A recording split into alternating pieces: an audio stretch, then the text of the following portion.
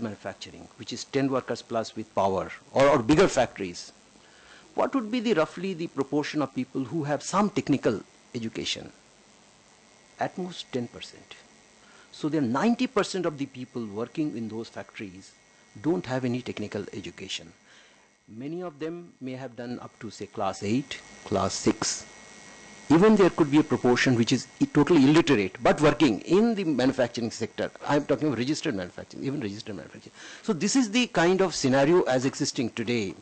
So to say that, well, there are people which don't have skills, therefore not getting jobs, is to some extent true, but not entirely true, because they could get a job in relatively small size unit. On the other hand, one question that is very relevant here, that has also come up in the morning, in certain ways it had come up, that is, what is the pace at which jobs are getting created? The pace at which jobs are getting created in the organized sector. Because if the number of new entrants is huge compared to the pace at which, and the problem we have been having is, for a long time we had a situation of almost we call jobless industrial growth. Industries were going, no jobs were getting created in the organized sector. In the services sector, which is the major part of the economy, 60% of the value added in services, the services growth rate, compared to the services growth rate, the employment growth rate is very, very small. For example, in 10 years' time, services have grown, value added is 150%, and employment has grown only 25%. Similarly, in manufacturing, it is better. But the question now is it a constraint? Is non-availability of skill a constraint? To some extent, I agree, there is a problem, because as we go ahead, and we are thinking of increasing the manufacturing share from 16 to 25%, we are now thinking of a manufacturing growth rate of maybe 12% plus. And the world is getting more and more technologically advanced, and we will have to improve our competitiveness. Skill can be a problem. Yet, any study, any paper you pick up which talks about the constraints on Indian manufacturing, do they mention skill? No. I refer to, for example, a paper by Poonam Gupta, Rana Hassan, Utsav Kumar.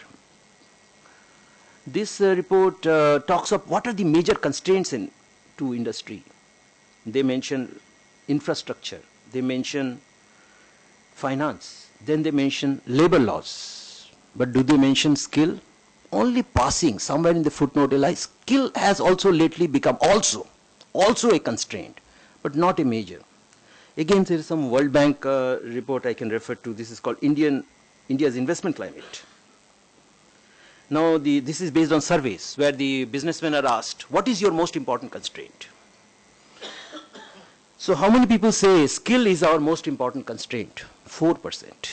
How many people say electricity is our most important constraint? 32%. How many people say, well, it is not most important, but it is one of the serious constraints? Skill, 14%, as against power. So 32, 36%. So important things from their point of view are electricity, high taxes, corruption, all these. Skills, well, it is also a problem. So my take would be, there is a section within the manufacturing where skills are important, where out of the workers, almost 50% have to be technically trained. There can be certain. For them, skill is a major problem. But there is a whole other branch of industries where currently, in their current intake, the skill level is so low, or it can be done without much less skill. So there, the skill is really not a problem. So I'll stop there. Great, thank you. Actually, let me turn to Dr. Sahu and ask, just as a sort of follow-up, there's a question then whether the workers have the right skills, particularly in manufacturing. If that's the case, then why? Why is it the case that there is some perception of a skills mismatch? What's behind it? Thank you, John. In fact, when one confronts a topic for discussion, as has been given to us, actually this is the main question that actually we have to ask ourselves and try to give an answer. In fact, I didn't know that it will be some kind of a direct interactive section, so I had prepared one slide, so it has been loaded. So in case the organizers want, they can also circulate, there's no problem. But then practically it boils down to, as far as I am concerned, the challenges that we are facing on skill front, and at least what government has done. I mean, so I'll put up that way. Mr. Goldar has also made a reference to the magnitude of the problem. I'd like to put it in terms of numbers, because that is where actually the whole problem emanates. The skill scenario broadly like this, actually I am quoting the national policy on skill development 2009. The figures are from there. It will slightly change now, but nevertheless broadly it remains. Actually about 12.8 million workers are entering into the workforce per annum. But our vocational training facilities actually are very limited. Now, when I say formal vocational training facilities, now they cover polytechnics, then industrial training institutes, we call them ITIs. They are both government and private. The private ITIs are also called industrial training centers, but now we are using the word ITIs for government and private both. Then we also have got an act called Apprenticeship Act, on which the people have to be formally trained, so apprenticeship training. And there are also higher secondary schools which provide for vocational training. There's course already.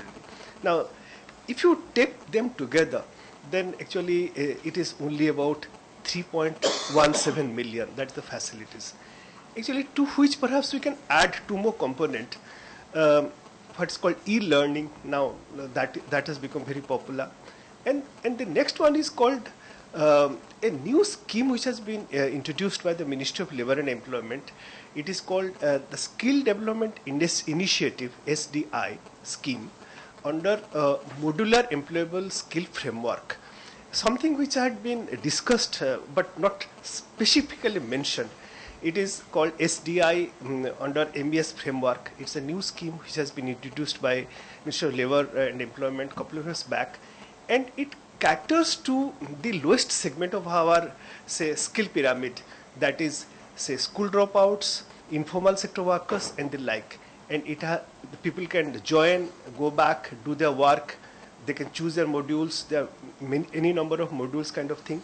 So even if you add these two components, now it is total is coming to something like 4.3 million. So actually it is leaving a gap of about 8.5 million. So we have to really upskill, which was highlighted by Mr. Ramadorai, to achieve the target which has been envisaged in the policy, that is, say, about 500 million workforce to be trained by 2022. That is the quantitative aspect. But when you talk of, say, skill mismatch, why people, despite training, are not getting jobs, or they are not able to get the right kind of training. Now, say we intrude into the territory of the quality of training imparted. So for us, both quality and quantity are important. Now, if you give me a couple of minutes, I can elaborate. I'd like to quickly run through the challenges, because that will cover. Some of the challenges have already been covered. So I'll just make a reference to that, not elaborate. Some of them have not been covered. That I'll dwell upon more in detail. One, of course, I have already mentioned that the whole thing has got a qualitative and quantitative dimension. The second thing is, of course, has been mentioned everywhere. You know, like if you take sectoral contribution of three sectors, agriculture, industry, and services to GDP, and the share of workforce, there is a terrible mismatch. It is known to everybody, and you have to shift workforce from agriculture, surplus workforce, to the other two sectors, industry and like services. Actually, over the last, let's say, 2 decades, I'll say, right from 1990 onwards, when we started liberalizing, the industry sector has not been able to generate the type of jobs for this type of workers. It is generating jobs, but at the high end, and it is becoming capital intensive, so it is not able to generate jobs. So workers have in fact shifted to lower end of services sector. The question that is raised is, is it okay? Number one, will it solve India's problem? Number that is three. Is it? I mean, like when a worker shifts from, let's say, agriculture to service sector, lower end, like hotels, street vendors, construction industry. Now, are they earning less than or more than what they will earn if they are shifted to the industry sector? That is a fundamental question to ask, because it is not being looked down well. It is not looked well, it is rather looked down upon when workers shifting from, let's say, agriculture to lower end services sector, because this is not some kind of a decent job in ILO's parlance. But the main question, at least I am grappling with, I have not got an answer. Now, if a worker shifts, let's say, unskilled worker from agriculture to industry, and he shifts from agriculture to lower end services sector, whether he is earning more or less. If he is earning more, then I think we should not brood much over it. But the answer to the magnitude of the problem is that services sector by itself cannot absorb all surplus workers from agriculture. So we have to depend on industry sector, and there actually it is the manufacturing sector. That is what in 12th plan we are giving emphasis upon.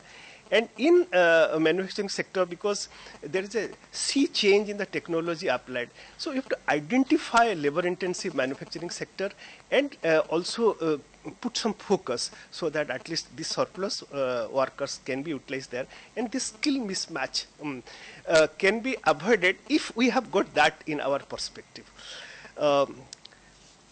Well, it was also told that dualistic pattern of training in India is in vogue, and you cannot wish it away. So, despite all our best efforts, some say workers will stay in informal sector, and they have to be trained and have to be focused. That is why this MES scheme that I was referred to is going to be very important. Now, the main issue which was discussed, now you have to give some special focus. Skill mismatch can also have that dimension, that you have to focus on youth, and among them educated youth, and further among them female educated youth, which was like Francis deliberated, and also those sections which are disadvantaged, like scheduled castes, scheduled tribes, backward classes, minorities, and differently abled. Now, you have to have say special set provisions for them. We have that in mind when we talk of inclusive growth and do plan for them, but then it has to be focused. I don't think it has been focused that much. Even gender dimension is a huge problem, but it requires perhaps much more focus than it is happening now. The next challenge is spatial distribution of the training facilities. This is a very important thing. Like our training facilities are getting concentrated in few pockets. Now they have to go to like a difficult terrain like northeast, like Jammu and Kashmir, like Ladakh. They have to go to left-wing extremism affected areas. So unless you distribute the training facilities spatially in a balanced way, then perhaps the skill mismatch you cannot overcome. And of course the financial provisioning. Everybody has to contribute. I'm not dwelling on that because Mr. Ramadore has covered it in detail. Amendments in the Apprentices Act, though Mr. Ramadore touched upon it, but it has got a couple of dimensions like which I just want to elaborate, because it's going to be a very, very important area. At the moment, we have got an act in place under which two ministries work, Ministry of Human Resource Development and Labour. But the quantum of apprentices who are getting trained is 0.3 million. Now, it has to be increased tenfold, at least tenfold. So, it has to become 3 million. So, it requires, apart from other efforts, it also requires an amendment to the act. Now, what exactly is the problem here? Because for the audience, I'd like to spell that. Now, actually, the stipend that we give is very low. It is so low that it is not able to attract enough candidates for undergoing apprenticeship training. It is even less than the Minimum Wages Act, the national floor level minimum wage, which the Ministry of Labour and Employment announces. Now, as a result, people are not just attracted. They don't come. They say, because they belong to one stratum, some of them are, or majority of them, they say, if I work and I get minimum wages, I am getting higher than, let's say, undergo training, apprenticeship training, wait for 2 to 3 years, then get a job. And the second one, of course, is that, like for instance, which is being debated, that can we have reservation for the apprentices trained? That is a very, very serious issue, because on the one hand, it will encourage having apprentices, but on the other hand, it will impinge on flexi-security, flexibility, which was, say, harped upon by Dr. Mrs. Ahluwalia. So these two dimensions have to be balanced, and the Apprentices Act has to be amended. In fact, deliberations are going on. I hope something will come out of it. Of course, involvement of micro, small, and medium enterprises is very important. And evolving national skills qualification framework. It was touched upon by Mr. Ahmad Roy, I will not say. Effective functioning of sector skill councils, because they have to play a major role, like in occupational standards, laying down curriculum development, certification, accreditation, in the NSQF which will come up, and also actively involve private sector. Now, they have to play a role. Now, of course, the other issues are, again, touched, we call training of trainers, functional placement and tracking system, effective labor market information system, and something which he has not touched, I like to say, repositioning of our employment exchanges as outreach points. This is one thing which will change the landscape, because all said and done, we have got lots of employment exchanges spread throughout the country. They are presently slightly dysfunctional. So you have to make some kind of a sea change by way of converting them into employment exchanges to, like for instance, vocational guidance centers kind of thing. These are the challenges. If you give me one more opportunity, then maybe later. I'll speak about the steps that Government of India has taken later. I'll stop here at the moment. In the second round, I'll speak about the steps taken. Perfect. Thank you very much. Perfect. Thank you, Dr. Sahu, for laying out a number of the challenges and a number of the things that government is doing. I thought I would turn to Minister Fakeih. How has Saudi Arabia handled some of these issues with skills mismatch, with the young population coming into to the workforce? First of all, I would like to thank you for giving me this opportunity to share with you the panel today. I mean, we have a different type of a problem in Saudi Arabia. Certainly, we don't have the same size of a challenge that you have in India.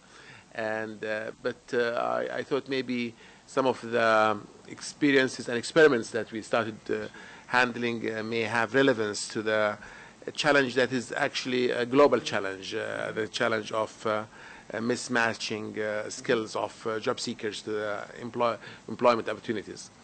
In Saudi Arabia, as many of you know, we are still a receiving country in terms of we have actually about 80% of the workforce in the private sector are foreign workers.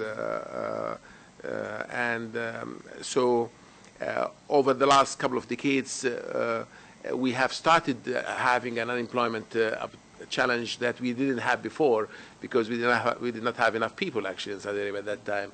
Currently, we have about 10% unemployment, and we are facing this very, very problem, which is that the Saudi youth that we have do not have the right skills to replace the foreign workers that the private sector have managed to recruit and develop a while to do the job. So it was not an easy decision to say, okay, now let's stop renewing work permits for foreign workers. Thank you very much, and we'll give the opportunities to the Saudis. Theoretically, if we can do that, we will have a zero unemployment overnight. But if we do that, probably what we're going to do, we're going to put some businesses out of business, because some of their competitiveness and raison d'etre was based on the fact that they were having access to the right labor with the right skills at the right cost level.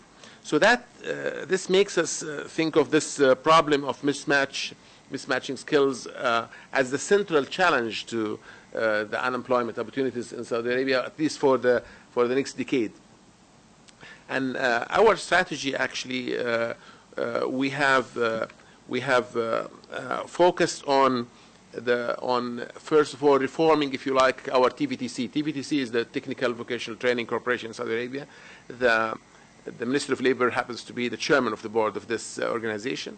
And the first idea was let's look at what's going on with the outcomes of those colleges and institutes, training institutes. Now we had the first challenge was that probably so many more Saudi youth are going to universities than we would have liked them to go, in terms of compared to international measures, the number of the expectations of Saudi youth, the availability and the easy access to universities, the free education, and even the stipends that they get to go to do further education in the university makes us have many of our graduates high school graduates go to university rather than vocational colleges. And this on its own need a policy change so that we make it more meaningful, more preferred to our youth to go after high schools to vocational training rather than to universities, at least the reasonable type of ratio. But even when we end up with having them go and get trained in these vocational colleges, we have started following two interesting KPIs that we have started measuring, which is one of them is, and that's for both university graduates and for vocational training graduates, how many, on average, how many months or weeks a graduate waits until he or she gets a job on average. And the second question for that particular specialization, the second question, what would be the average wage that he or she would be able to get as the first wage, and the same question as well for another aspect of the same KPI is what would be the average wage a year later for that graduate. We thought by understanding these sort of KPIs, we would understand now that there is probably certain oversupply of graduates of certain schools, and there is a shortage of supply because some of the graduates will be picked up the day they graduate and sometimes even before they graduate, and others wait for a year or longer before they get a job. This brings us to the question is that we in government, whatever we do in trying to forecast what the market would want, will be at best second-guessing the market. And you have really raised this point earlier that we may even guess it, but we guess it only for what it is now, and maybe we guess it wrong for what it should be next year or 2 or 3 years down the road.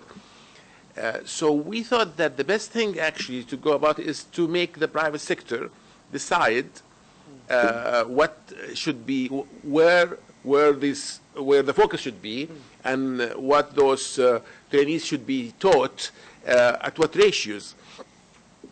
Now, the private sector in Saudi Arabia, and actually even globally, is not yet ready to take a lot of risk on forecasting employability. We've scanned the world, actually. We've sent people all over the world and trying to convince colleges to come and take risk on, we will pay you a lot of money, but if you pick up the right curricula, get the people certified, and get them the jobs, and your remuneration will be linked to how much salaries they will be able to earn, and whether you have succeeded in delivering that or not. Now, most of the colleges are in the education business. They're not in the business, in the risk taking as such. They see their business is to get trainees or students certified with certain skills, but not to think of the employability question. And this brings us to the whole question is that this is a global problem, I think, is that education tracks has been established historically to get people learning so much, but not necessarily linking that learning to employability. And separately, we have this employment services track developing, but ideally you would want to merge these two together so that we educate or at least train post-high schools for the purposes of employability and reward colleges and educational institutes that will manage doing that transformation in the most efficient way. So I'll give you $10,000 if you deliver an employable person who earns so much, and I'll probably give you more money if you make him or her make more money at the employability stage. So what we've done so far is that we made a commitment that from now on we will not have any more vocational schools or colleges that are run by the government, for the government. What we've done, we've designed now a PPP, a public-private partnership program that we will be sending out invitations to bid in the next couple of months to international providers. The best that we could do is that just put about 15% at risk. So we'll basically have a program. They will compete on costs, so that they will basically be covering their costs, but they will make the extra 15% profit, if you like, when they get the graduate employed. And the idea is that gradually, year over year, as they have better understanding of the market and we give them more access to the dynamics of the talents and the profiles and the jobs available and everything else, as we do that gradually, we will start pressing harder so that we'll have more at risk. Rather than 50%, we'll go up to 30%, 50%, and we'd hopefully eventually pay only if the educational institute is capable of choosing the right job for the right track, the right training to get somebody employed and get paid according to what he or she is employed and at what salary. Now, one of the ideas along these lines that we're still grappling with, and that we may, to invigorate this process and make it work better, that we may want to introduce venture capital funds where they would take that risk and readdress it and redistribute it with the education. Because the education institute would not be as much willing to take that risk, but maybe venture capital funds would have good understanding of the opportunities in the market and will take part of that risk and only pass the risk that is appropriate to the education providers by telling them, you take the risk of certifying the graduates, but we take the risk of employing him or her. Maybe they can do a joint venture with employment services agencies. So we're trying to create this ecosystem that will encourage the linkages, because we still believe that the most difficult challenge is that we have no adequate, frequent, linked feedback between the outputs and the inputs. The system is not learning enough, not learning fast. Our efforts on producing the right skills is not well linked and not motivated well by the linkages to the outcomes, which is eventually the employability. I don't want to take too much of time, but I can address another point that will, and maybe then I can have another go at other aspects of this at a later stage. But there is another point that is going to be equally important, which is providing the skill map for jobs in Saudi Arabia. This is not as easy as it sounds, because what are skills and how do you find? We have all this efforts about sector skills, definitions by employers, and these definitions, to what degree you want to define, how is this definition linked to qualification versus to the contents, and then measuring what is truly is there in the market currently. Eventually, we have started as well some efforts here on another public-private partnerships to develop vocational testing centers across the country for our own people, as well as for foreign workers before they arrive, and even after they arrive, those 80% who already work in our country, they will gradually not be able to renew their work permits before they go through the vocational testing. And that will be linked to a program that we call Nitakat, which really helps getting the work permits renewal. So when that happens, we will have a very detailed map that tells us that these are the skills currently in place, And these are the skills currently coming into the market, and providing all this information will enrich this ecosystem that will be able to make those private providers more capable of forecasting, adopting, innovating, and doing the things that we cannot do as government bureaucrats by second-guessing the market too much. I'll stop at this point. I'll have a few other ideas that I will share with you if I have a second chance today with you. This is fantastic. Thank you, Minister. And you raised a number of interesting... Sorry. I can't really tell if it's on. But you raised a number of very interesting points which do have relevance in India, and one of those was the role of the private sector. How does the private sector provide training, and how are those contracts set up? That's something I know that's being seriously considered here in India as well. And you also touched on this issue of what are the right kinds of skills, and in what capacity. I thought, Professor Goldar, I'd come back to you and ask this question about what is the role of the private sector in providing skills, and in part, why isn't it the case that more firms, more industries are actually taking an active role in training? It's at least the data is fairly old, but in general, India has a very low rate of on-the-job training in manufacturing and other industries as well.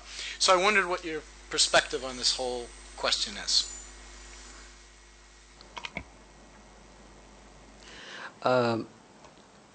This issue was, of course, in a way touched upon in the morning, and already Mr. Sahu has talked about the apprentice scheme. Both apprentice scheme and otherwise, you see, generally you are very right that sort of giving training to own workers, this is somewhat uncommon, and that's not done. Except, as the early mornings, the speaker in the morning said, perhaps only the big one, very big firms, they would be doing it.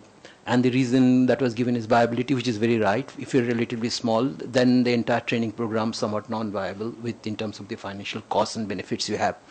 But there are 2-3 other issues which are there. One issue is obviously any kind of a training, you have the risk that the worker may leave you and go to another factory, another company, and that is always a big risk, and you would not like to invest into a worker unless until you are assured of some period that for the worker would be with you. And what has happened in our country is that because of labor laws and for other reasons, we have increasingly gone for what is known as the contract worker and casualization. Now, if you have a high proportion of your contract workers, then what is your incentive, and why should you then invest into these people? Because it is a contractor, it's the person, they belong to the contractor. You will say, it's not my business to get them trained, it is the contractor's business to get them trained. And increasing, I mean, the contract worker, recently Maruti, which is Maruti Suzuki, the Japanese company comes in, it's got into all this problem because of a huge number of contract workers that they employ. And it is a phenomenon all over the country. So this, to my mind, is a major problem why this is not working. Now, regarding apprentice scheme, Mr. Sahu has already hinted at the problem that at present the scholarships given are too small, and that does not sufficiently attract. In that connection, I want to bring to your notice one point. So if you consider, I mean, which brings out a system of, what should I say, inequality or unfair system that exists. Think of a family at the bottom of our income levels and very, very poor, with, say, consumption level of 300, 400 per capita per month. Are they able to sell their children to education, or are they sending even the youth to the education? No. Rather, they have every rupee earned is important for them. So out of them, they will be sending, I would say, 10%, below 10%, or maybe 8%, if you take statistics today. Look at the lowest decile of the young people staying in their house. Are they in education or are they in work? Most of them are in work. They are not in education. And even those they have sent for education, what type of education they have sent? The education will be at most class 7, class 8. They are not sending their children to, because that is too much of a cost. A child studying up to class 10, a child studying up to class 12, going and doing an engineering, there's a huge income, there is of course high return to education, but they cannot wait for that return. It is the other end if you look at the relatively rich. We can wait. Our children can go up to 20 years, 25 years, they can study. And this system as it operates, even with the new training program that Mr. Sahu talked about, this is also somewhat, it will also introduce in a way inequality, because it is the relatively more well-to-do in rural areas, rural urban areas, they will be able to send their children to ITIs and other training institutions. The poorest group or the poorest 20-25%, they will never be, because the lost wages will become the biggest cost of skill formation until we are able to solve that problem. Partly they are trying to do it by saying it will be modular, that you can earn as well as, but this has to be seen, this economics has to be seen, whether it is really working out well. So unless until these children, lost wages can be compensated, this will become a major hurdle. Of course, it doesn't connect directly with what you said, but this is a related point I thought I'll make.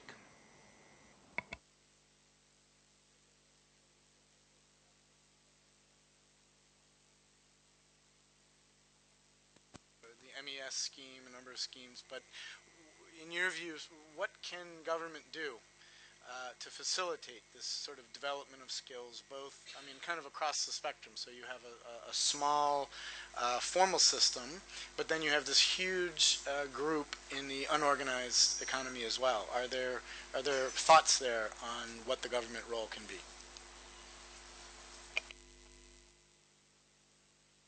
Giving me the second opportunity. In fact, I'd like to touch upon the steps that we have taken and contemplating, and also react to a few points which have been raised, kind of thing. So first, the steps that we have taken. In fact, now it's known that we are emphasizing in Planning Commission, that's in the Government of India, about the inclusiveness. And say inclusiveness mainly is focusing on two aspects. One is health, one is education. And education comprises of skill development. So during the 11th Five-Year Plan, in fact, that is the plan period where it got a fillip. And also during the 12th Five-Year Plan, which I just started and then will continue for another 5 years, the focus will be on skill development. So after saying that, say if I am asked to highlight what's the main issue, main problem, like we have got many grand ideas, but the main thing is about finance. That is going to be the main thing. It was touched upon by Mr. Ramadorai, but then what in fact we are now focusing on is that, this is not an area where the government will have to play a major role. When I say government, it is the central government as well as the provincial governments, which we in India call state governments. But, and in fact, they are playing. But apart from that, other stakeholders also have to chip in. So that is why we have to have different kind of, say, programs, formats, kind of thing. So it will be both private and public sector. We have got, say, public sector enterprises, both in the Government of India as well as by the state governments. Now, they have, though they're gradually coming in, but they're being, say, sucked out of, like their thinking process, saying that you have to increasingly contribute. One of them could be by utilizing their CSR, that is corporate social responsibility funds that they're going to have. In fact, maybe they have to necessarily utilize a particular amount, say around 2.5%. It will be huge money, and then if part of it is devoted to skill development, that will be a big thing. Similarly, the same thing applies to state public sector undertakings. The civil society also has to contribute, both in terms of generating awareness, and when I say generating awareness, it will be more at the bottom level, because so far we have not utilized our lowest level democratic institution. In India, we call it Panchayat Raj institutions, PRIs for short. Now, in skill development, so far we have not. So, if the civil society, the NGOs and all that, they can interact with the PRIs at the bottommost level, and not only spread awareness, but also be active partners. Whether they can contribute money or not, that is not material. but at least they have to find out people who can be trained, potential trainees, and also say that like if you are trained, you have got a better livelihood opportunity in future. That itself is going to be an achievement. Actually, Mr. Amadurai said that now we have introduced a system by which the banks and financial institutions are going to finance. Earlier, such finance was available only to the top-end trainees, in the sense if you are getting admission to our IIT, IIM, maybe top-notch engineering colleges, you are getting it. But now it is going right to the, say, bottommost level. So, if a child, and I'm sure there are many children who are like intelligent, with high IQ, staying in rural areas, the bottommost level, but do not have finances. Now, if they are identified, even the little contribution that they have to make is financed by the banks, and the government chips in, the private sector, public sector, state government, central government, all of them chip in. So actually the financial hurdle can be crossed. Apart from that, we have got some other sources which are now going to tap, or at least trying to tap. We have got certain acts which create cess funds. The most important act we call the Building and Other Construction Workers Act. Now, under that act, if you are, like for instance, having a construction activity more than rupees 1 million, you have to necessarily contribute towards the welfare activities of the workers. Now, over time, a lot of money has accumulated. Even our highest court, the Supreme Court, is monitoring about its utilization, but it is lying underutilized. So what we are telling them, that why don't you utilize part of the money to train construction workers, because they cannot train others, construction workers, which will go a big way, in the sense that those workers, and here we do not discriminate between who is a regular or casual or whatever it is, because construction workers at the lowest end are mostly casual. So it doesn't matter, even if he's a casual worker, he's trained, now he can go high up. So tapping such funds, now if everything is pulled together, I think we'll be able to cross the financial hurdle and can say achieve the target which have been set, which I said 500 billion by 2022. Now, apart from finance, the steps that we have taken, I'll just, because from challenges the steps emanate. Now, we have started, or we are going a big way for, say, upgrading our ITIs, that is government ITIs, into centers of excellence. In fact, the number of ITIs has gone up over time. Just to give you the number, like both taken together was something like 5,114 as on 1/4/2007. That was the number. So as on 25/9/2012, it is 10,341. Say more than doubled. Similarly, out of the government ITIs, something like 1,896 are being upgraded into centers of excellence. Say 500 of them, 100 was through government funding, 400 through World Bank assistance, and about 1,396 ITIs. Now they're being upgraded into centers of excellence under PPP mode. Now that was the first time we brought in PPP mode for skill training, and its success is 50-50. In some of the states, it has been highly successful. In some of the states, it is lagging. But you cannot expect a uniform achievement in a country like India. There will be mixed results. But the success of this scheme is going to influence our, say, policy decisions in future in the course of action that we're going to take. We are also, I was talking of the spatial distribution of the training facilities. Now, we are trying to have new ITIs and also upgrade the existing ITIs in our difficult regions like Northeast, like those areas which are affected by left-wing extremism. Now, we are also thinking of having a real important scheme to be in place. Now, it is going to change the landscape if it is possible. That will be to establish something like 3,000 new ITIs and some 5,000 skill development centers in unserved areas under PPP mode. That is the challenge.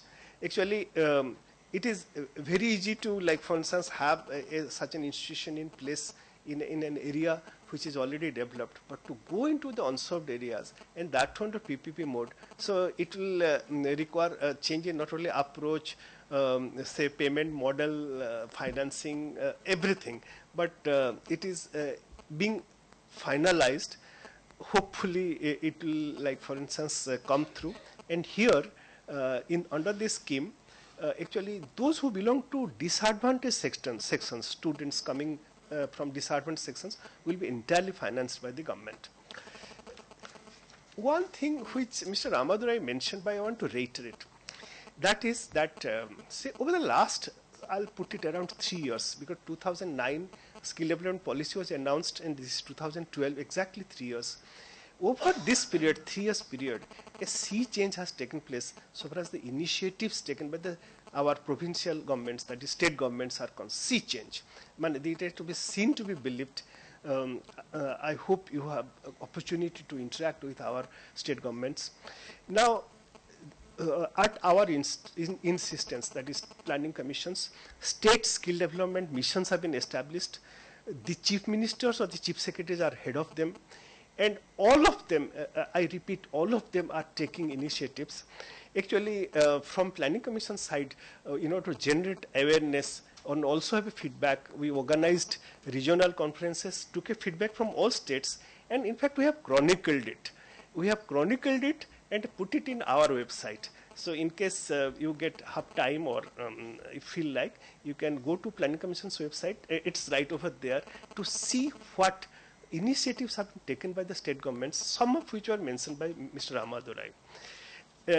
I had mentioned about converting employment exchanges into employment guidance and promotion centers. It involves amendment to an act, and amending an act is difficult, but we never lose hope. We say, like for instance, continuously take steps in this regard. Then what Mr. Ramadurai mentioned, our national skill qualification framework is being put in place or being formulated. It is again a difficult job, but nevertheless, once it is done, it will allow both horizontal and vertical mobility among two different streams, education and vocational training.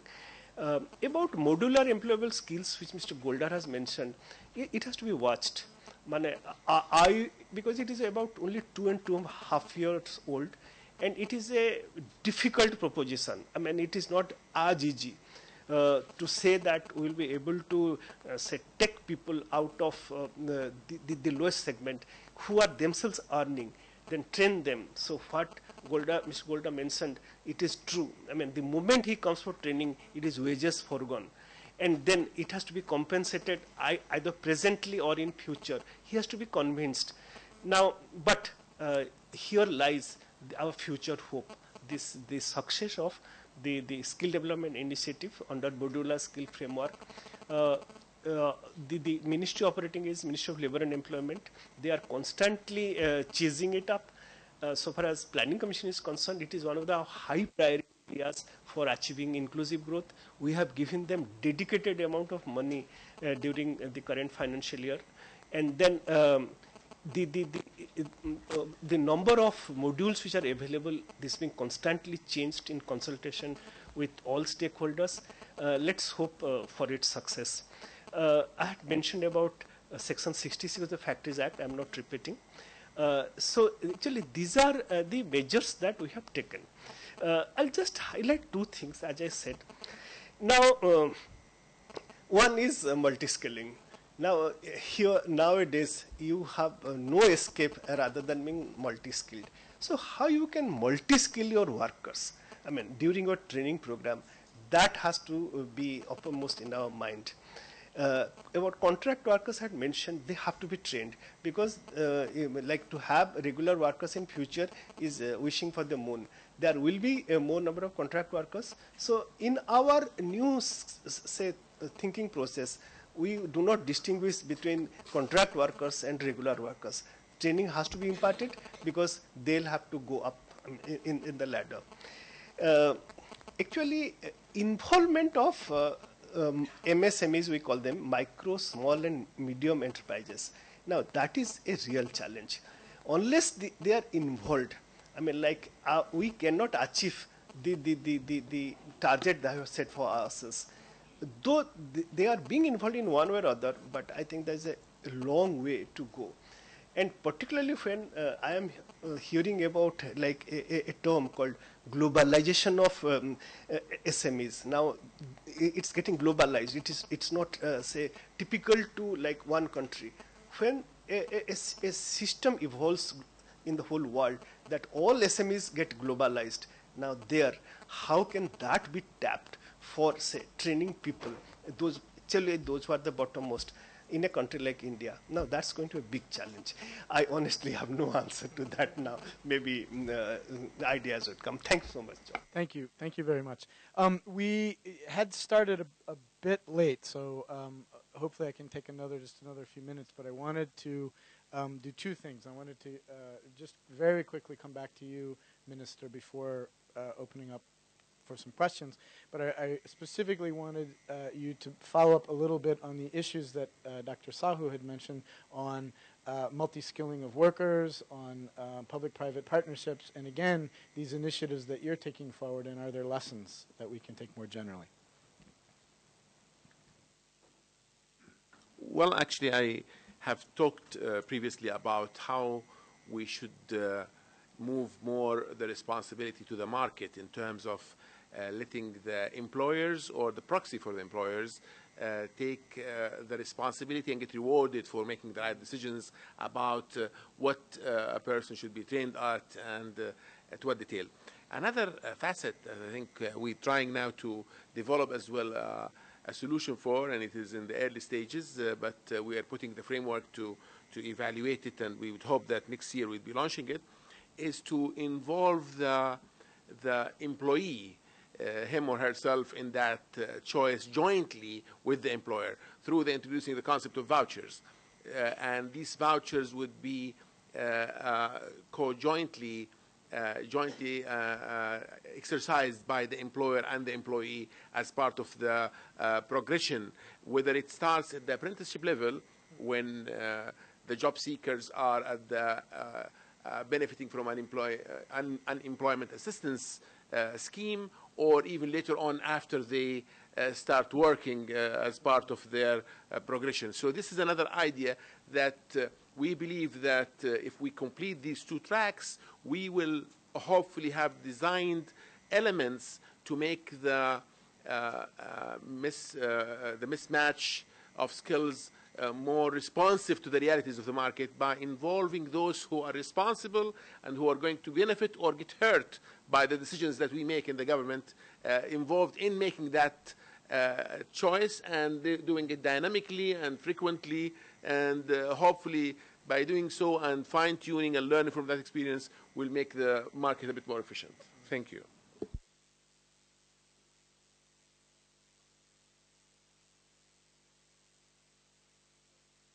I have a couple of questions from the audience, and we got in the far back first, and maybe we'll take a set and then have the panelists react. Hi, my name is Sean Blagsvet, and I run a company called Baba Job.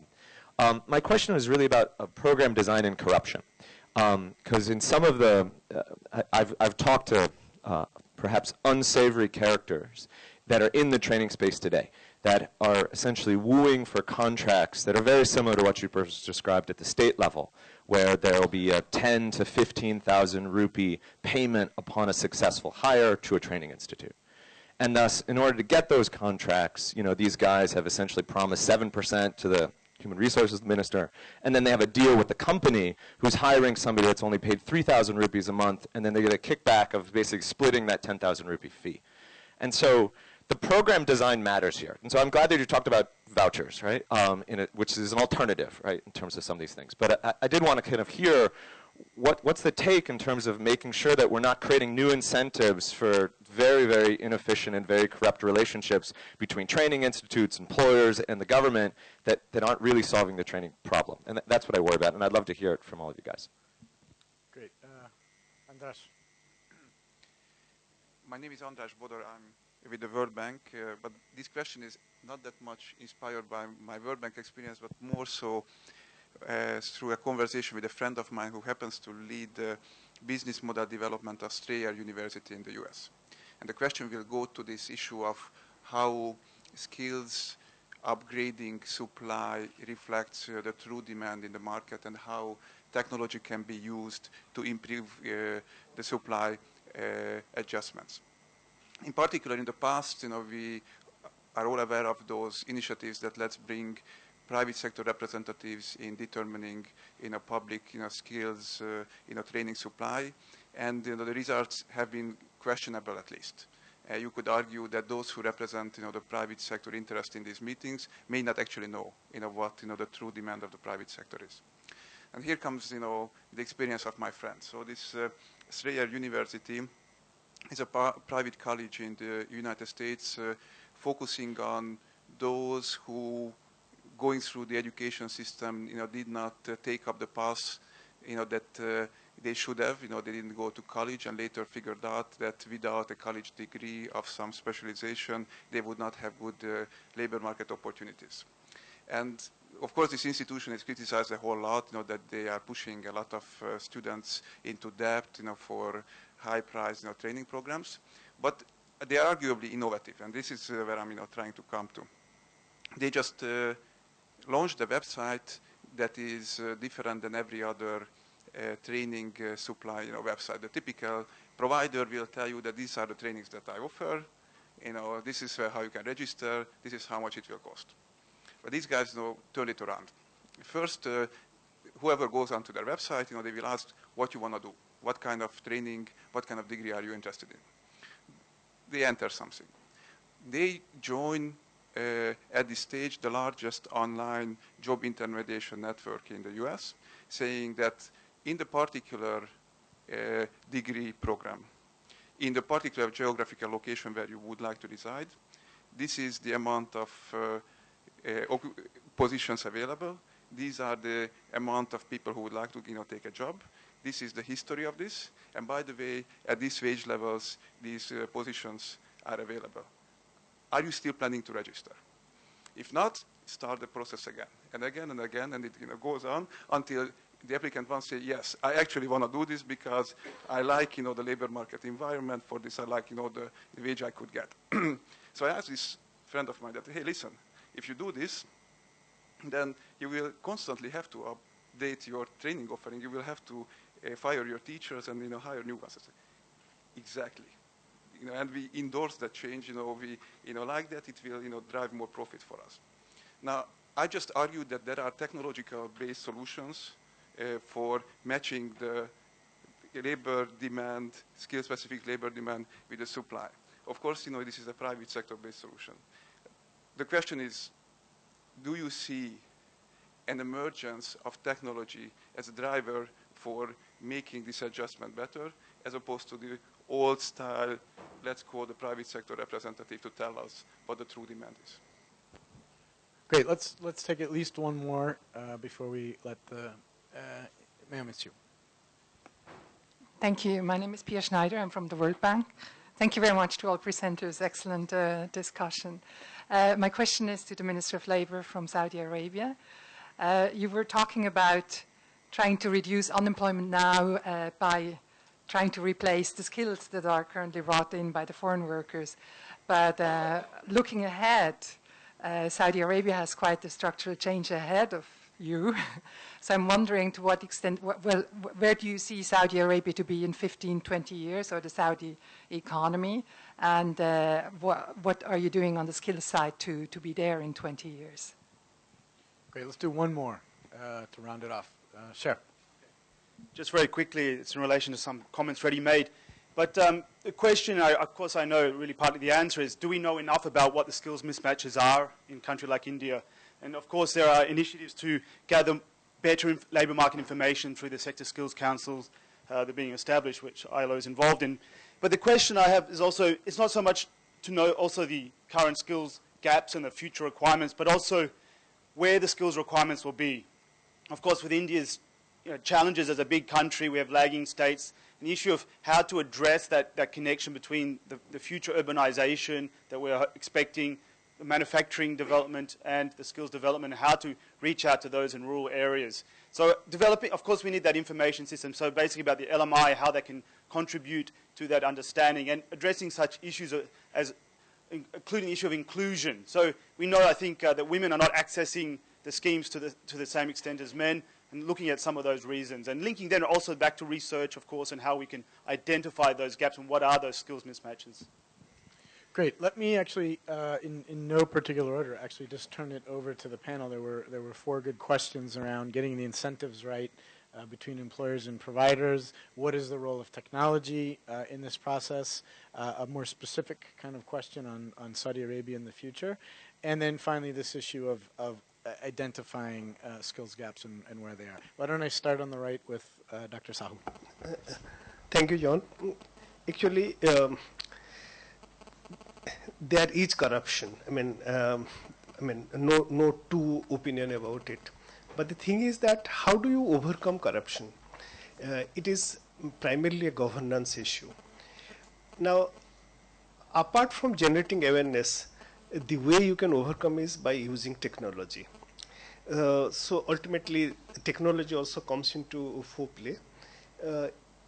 Actually, we have faced the governance issue. I mean, in case of a few schemes which we know are difficult. The scheme which, like for instance, I was mentioning about this MES, Modular Employable Skill-Based Scheme, that's called Skill Development Initiative. When it ran for 1 year, then we found that, yes, some corrupt practices have crept in. It's a fact. And then, but you cannot say that because like there are some problems, you will stop it. No, it's a desirable scheme. So we are increasingly using technology. Now, whole thing is gradually becoming technology based. So, well, some very intelligent chaps can also overcome that and still harness some, say, not so desirable benefits out of it. It has happened in another scheme which is highly technology driven. It is a health insurance scheme called Rashtriya Swasthya Bima Yojana. Despite being absolutely technology driven, but then some people can find loopholes, but those things are captured. That actually these are the areas where some hanky-panky is going on, then you take ameliorative steps. So I mean, like, though well, to eliminate corruption will be wishful thinking, but it can be eliminated to a great extent, I mean, or reduced to a great extent by using technology and effective monitoring as well as evaluation, which was also, like for instance, pointed out. So far as, say, skill mismatch, urbanization, etc. are concerned, like I think Sher has given the answer himself. It requires some kind of a continuous, say, monitoring, updating of data, having an effective labor market information system. We are still grappling with it. Maybe because ILO also is helping us, the state governments have taken initiative, the private sector is, say, helping in the sense that, say, skill gap analysis in many districts have been studied.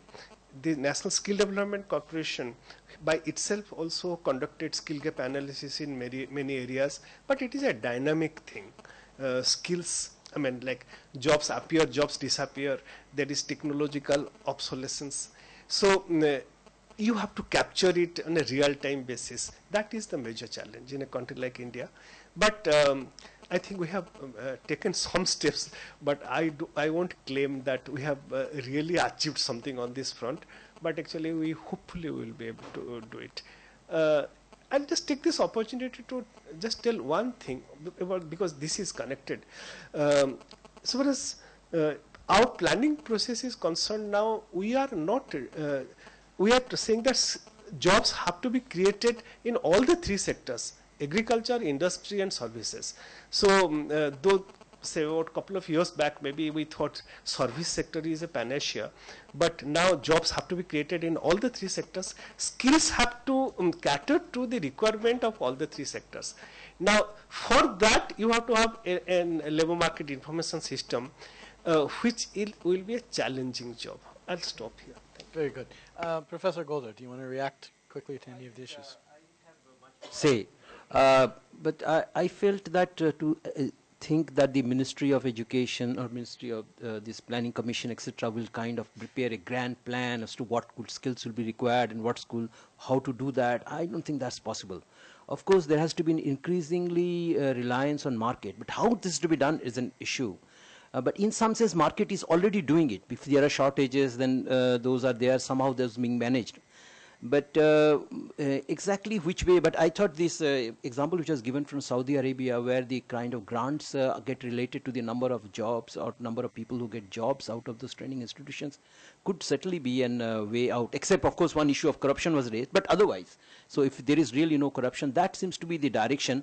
And the idea that there could be, we can use an information technology for that regard is right.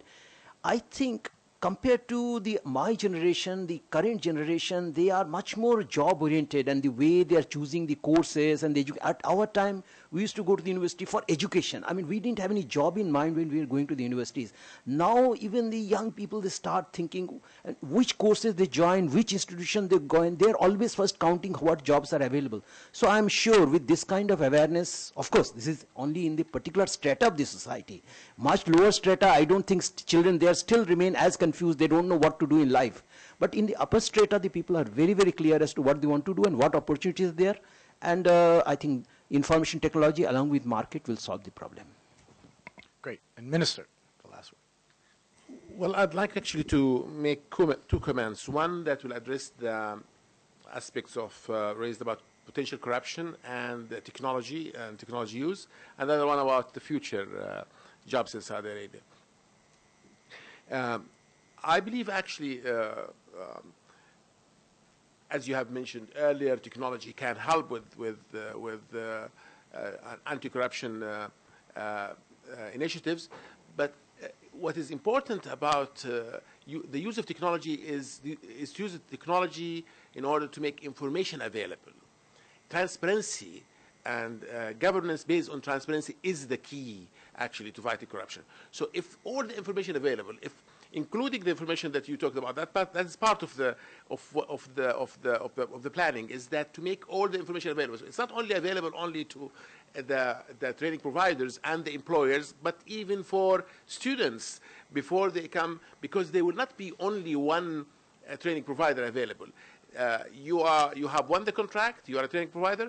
I will be able, as a student, to review the track record of those who have graduated from your school and how much money they made and whether they're still on job or not. And so if we make all this information available to everyone involved in the process, the whole idea about creating efficiency in the market is to make information available in a timely way to all those who need it to make the right decisions, whether they are the job seekers, the students, the current employees who are moving from one job to another job, and the employers and the training providers, and community at large, including anti-corruption NGOs, and everybody is looking at all these measures published and reported on the screen for everybody. So that's, I think, the use of technology to communicate this information, to provide these KPIs will not only help fight corruption, but help make the system more efficient, because those who may have managed to win the contract for wrong reasons once, they cannot run it next time, because neither the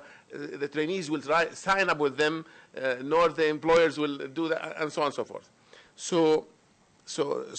And the vouchers, as I said earlier, will now make as well the decision making not only at the hand of one element. So all of those would have to jointly decide that this is the best choice for them to make it. The other point is about, of course, we have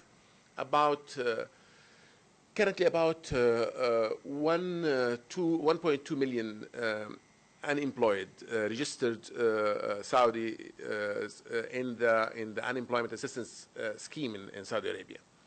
Only about 200,000 of them, 250,000 of them are men. The rest are women. We believe that most of those women are not yet ready, actually, to for cultural reasons, to accept all types of jobs that are available and can be made available to them. So this is going to be an interesting opportunity for us as well to solve this problem. One of the key initiatives that we're working on, because this is part of the future, now mind you, we have about 7 million jobs that are currently occupied by non-Saudis, foreign workers in the country. Now, many of those jobs are low skill, low value, that we don't want them necessarily for the future for our kids. We want to have a transformation in interventions that will convert many of those jobs to high value jobs through automation and versus policies that encourages the conversion of low wage, low skill job to high wage, high skill jobs. But while we're doing this, we have some breathing space, because we're not pressed, as you can see, the numbers compared to the so the future is already in the country as far as we're concerned. We're not for some time, but for the real planning to create some high value jobs for the future for our youth generally and for our women in particular, we want actually to invest, and we've started working on developing opportunities in the internet-based jobs, knowledge-based industries, where we will be able to offer hopefully an ecosystem that will link with global ecosystems that will sell the skills that we have on the internet for our men and women, and provide and offer probably flexible solutions for our women that will bridge the cultural barriers by not necessarily asking them to immediately move from being focused on household activities to full-time work, but they can selectively use to work full-time or part-time per job, per delivery on the internet, and gradually change their level of commitment to these jobs in a flexible way as they see fit and as the society matures into different level. So we see that this is the major new initiative that we can work on. Now, there are all the other things that we would like to look at in terms of industrialization and manufacturing, the downstream of our petrochemical industries, and many other classical initiatives that have started already. But the new thing that we're working on is on e-jobs, and we see it as specifically a very interesting opportunity for our women in the future. Thank you. Wonderful. Well, thank you very much. In the interest of time, we will not have further questions, but I know there will be opportunities to do so during lunch. So just thank you for the very rich exchange of ideas, and I simply want to thank our panelists, Dr. Sahu, Minister Fakeih, and Professor Goldar. Thanks very much.